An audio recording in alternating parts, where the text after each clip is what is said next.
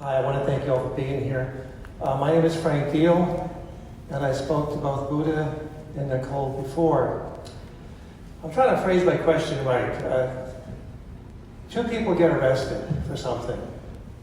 One person has a lot of money, one person doesn't. Bail is set rather high.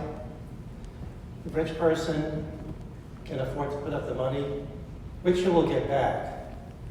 The poor person either has to sit in jail, borrow the money, go broke, ruin his life savings, or stay in jail and not be able to make any money, and he's financially ruined. How do you propose equal justice for those two people?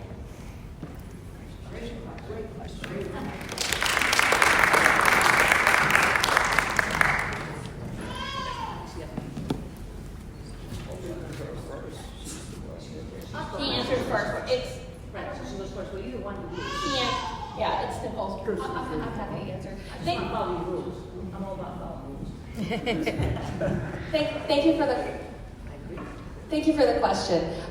You're right. It is a reality of the situation. I can tell you that in our office, we don't ask for specific numbers. We don't tell a judge when a judge makes a decision, right, on whether, or a magistrate, when the person is initially arrested, what the bond's going to be, how high it's going to be, if it's going to be a personal recognizance bond, or if it's going to be a bond that they have to post with cash or through use of a bail bondsman, or it's a surety bond, or whatever it is. So at any rate, when we go to court and we're faced with a bond hearing that's either set by the judge or that's set by the defense attorney, we don't ask for a specific number.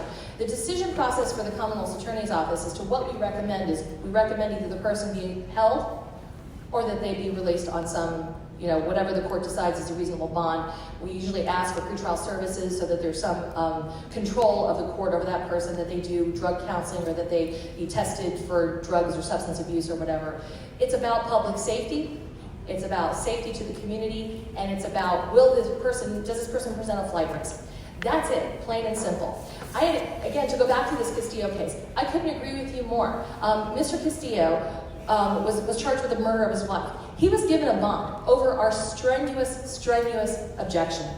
I filed more bond motions to revoke his bond than any other prosecutor has ever filed in the history of prosecution. I filed 6 bond motions to revoke his bond, okay? And the judge made the decision to give him a $2 million bond, which I told the judge is like giving somebody else a $5 bond. It's not fair. He's a murderer, he's accused murderer, he's now a convicted murderer, but he was an accused murderer, and in the history of Loudoun County, and this is paperwork that I filed, motions that I filed, because I felt so strongly about what I perceived to be the unfairness of that situation, based on his financial ability. He was the only murderer within the past 15 years of Loudoun County, only person accused to ever be given any bond. So I agree with you. That was wrong. And it's hard because we're not supposed to criticize judges. I don't criticize the judge, I criticize the decision. But I agree with you, that was unfair, and I did everything in my power to fight it. But we don't set the bond. Thank you.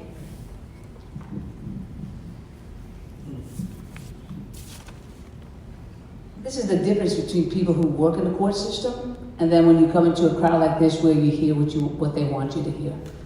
You get in the courts any given day, and if you are of brown or black skin, I am telling you, your chances of being able to get a bond for a low-level offense decreases, all right? Our court system has the laws, which are the statutes, which says for consideration of a bail, it's risk of flight and whether or not you are an unreasonable risk to the community. Those are the standards.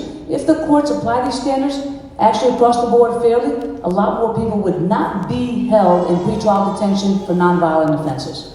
But it doesn't happen. And again, I'm telling you, you can talk to anybody who's in the courts on a regular basis, or you just got to take a look at those records. The Commonwealth Attorney's Office regularly will object to individuals who are looking to get a bond or ask for a set amount.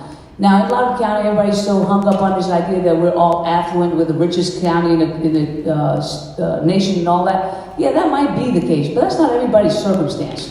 So what we have is a situation where somebody has a larceny offense, driving on suspended, some offense that they may have a little bit of history of a criminal background. So what ends up happening is that they get put on a bond. It's a $5,000 bond. To get out of $5,000, you only have to pay $500, right? Doesn't sound like a crazy amount.